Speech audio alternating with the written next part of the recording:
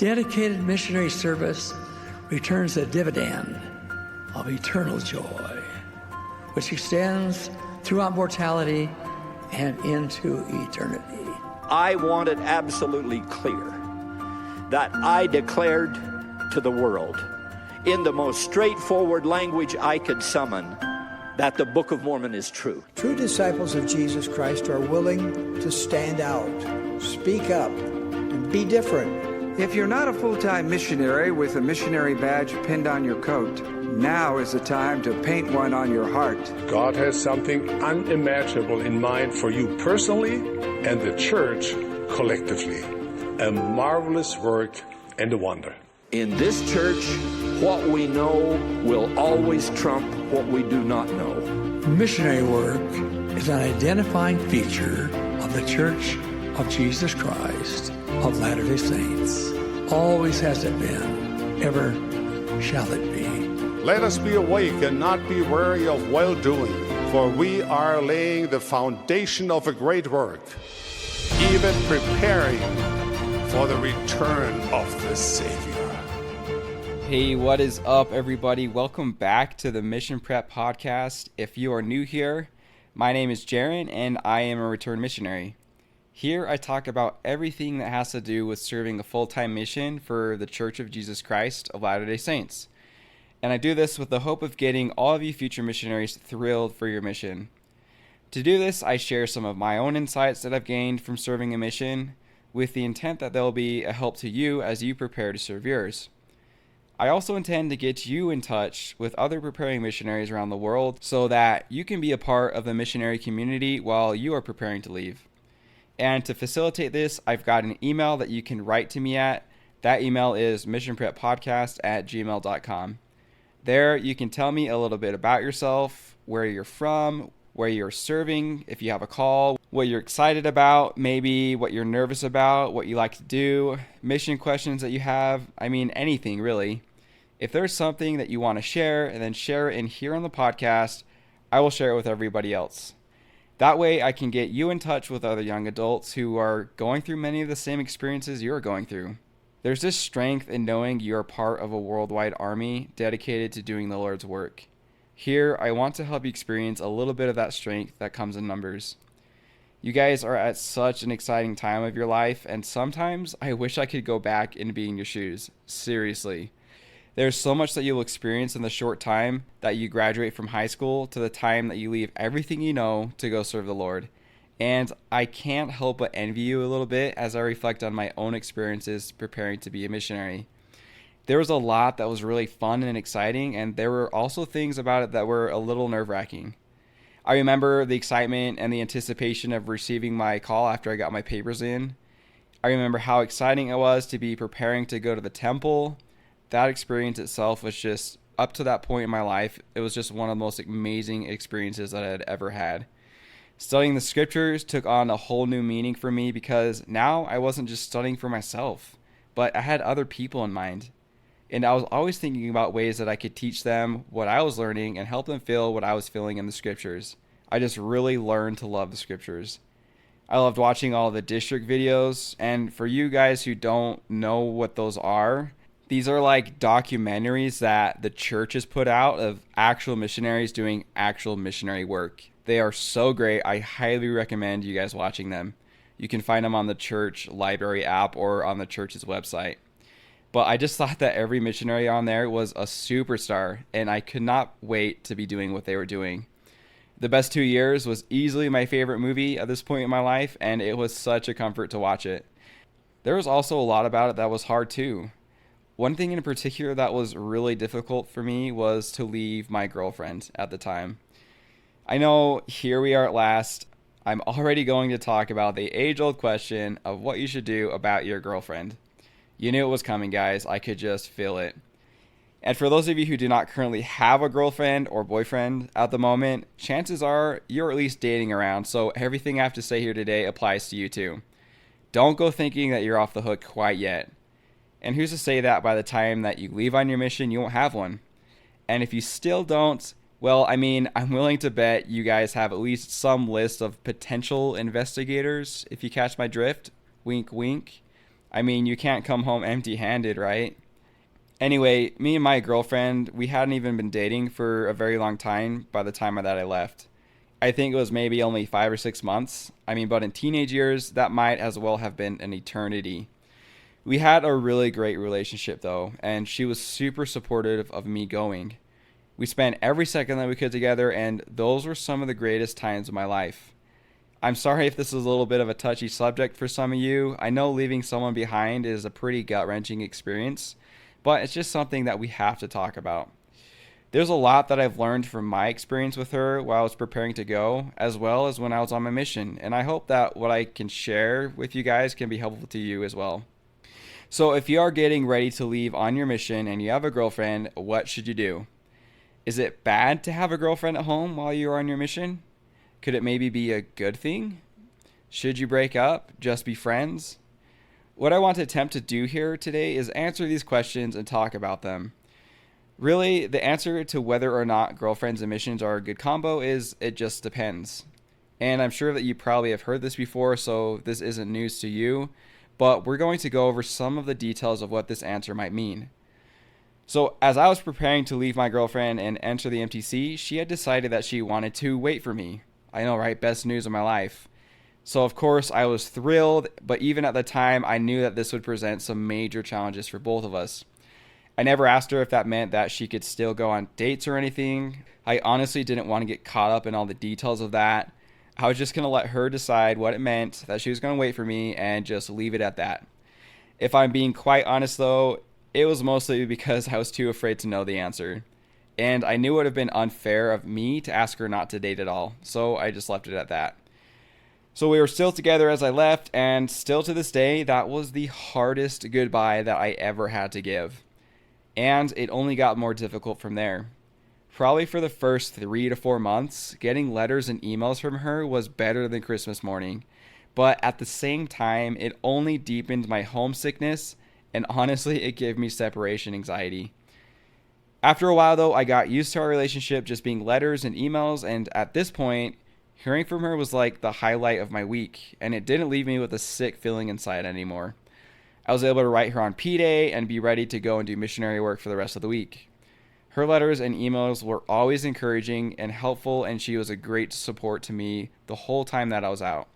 In short, it was really hard for a long time, but overall, her support was a huge help to me.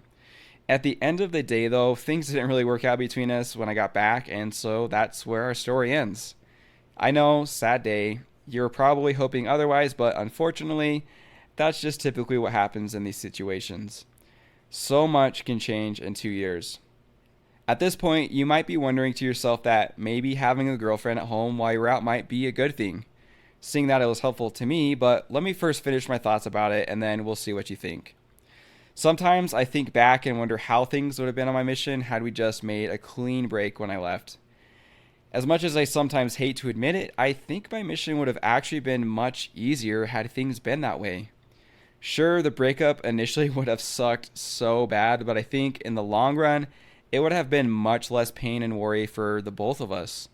I wouldn't have had to think or worry about anything that was going on at home, and it would have been much easier to focus on my new life out in the field. And there would be no worry about receiving that Dear John letter either. Believe me, the anticipation of getting that letter is way worse than actually getting that letter. It's almost like every time you open up a letter, you are waiting for a freaking bomb to go off in your hands. No joke. Even though she was supportive and helpful, and it was clear the whole time that she was not going to go anywhere, it still would have been easier had she not been in the background. And who knows, maybe things would have even worked out for us when I got home had we just made a clean break when I left. It just makes things so much simpler that way, and it would have been more fair for both of us. So even though in my case, our relationship had all the right ingredients, being that she wanted me to go on a mission and that I wasn't going for her, which essentially just means that she didn't influence my decision to serve, and that she was supportive and helpful the whole time, I still think things would have been better had we just broken up. I mean, it would have been a no-brainer if she wanted me to stay home, or when she wrote me, she only talked about how much she missed me and wished I was home. Or even if I was the weak link and being with her made me contemplate whether or not I wanted to go, or if I was already out and I just wanted to go home so that I could be with her, all those things would have been major red flags. That would have just been an unhealthy thing, and there's no reason to try to keep a relationship like that going through a mission. Keeping in mind that we pretty much did everything right and it was still as hard as it was, it would have been worth it to just rip the band-aid off and take that burden from ourselves. So that being said, this brings me to some of the counsel that prophets and apostles have given to us about dating in high school, because as you know, a mission comes right after this stage in life. The overall theme from the counsel that they have given us is that teenagers should not be involved in studying dating until it's time to move towards marriage. There are probably several reasons for this, but first, here are just a few quotes about the subject. The first is from President Gordon B. Hinckley. He says, "When you are young, do not get involved in steady dating. When you reach an age where you think of marriage, then is the time to become so involved. But you boys who are in high school, you don't need this. And neither do the girls." And on a different occasion, he says, "The Lord has made us attractive one to another for a great purpose, but this very attraction becomes a powder keg unless it is kept under control. It is beautiful when handled in the right way. It is deadly if it gets out of hand. It is for this reason that the church counsels against early dating. This rule is not designed to hurt you in any way. It is designed to help you, and it will do so if you will observe it. Steady dating at an early age so often leads to tragedy. Studies have shown that the longer a boy and a girl date one another, the more likely they are to get into trouble. It is better, my friends, to date a variety of companions until you are ready to marry. Have a wonderful time, but stay away from familiarity." I love this next part. He says, "Keep your hands to yourself." It may not be easy, but it is possible. Here's Elder Larry W. Lawrence. He says, "Parents can prevent a lot of heartache by teaching their children to postpone romantic relationships until the time comes when they are ready for marriage. Prematurely pairing off with a boyfriend or girlfriend is dangerous. Becoming a couple creates emotional intimacy, which too often leads to physical intimacy. Satan knows this sequence and uses it to his advantage. He will do whatever he can to keep young men from serving missions and to prevent temple marriages." And this last one was published in 2010 in the New Era. It says, "Before his mission, a young man should not be looking for a serious relationship. It may distract him from the call to full-time service he will receive from a prophet of God.